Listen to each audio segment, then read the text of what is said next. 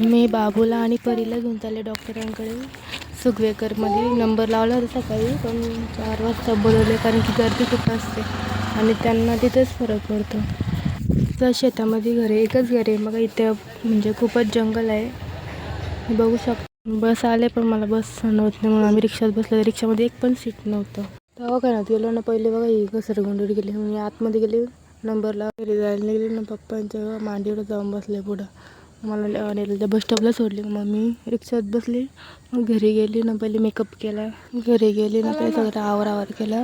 मग असं मेकअप केला. मग आज अंगारकी चतुर्थी होती ना, मग आमच्या पुशीर गावात जेवण पण असं तिकडे गेलो. मग आम्ही खूप गर्दी झाली होती ना, चिलबिल परिवारांची गर्दी बघा किती आहे. दर्शन घ्यायला पण खूप लाईन लागली होती ना. पहिले आम्ही दर्शन घेतलं गणपती बाप्पाचं.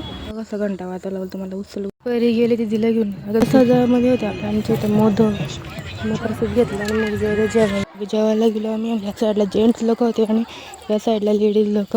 किती गर्दी होती एवढं. आणि मग गावातल्या घरी गेलो ना, तिथे निघालो आम्ही तुमच्या घरी. कारण आता चला बाय बाय.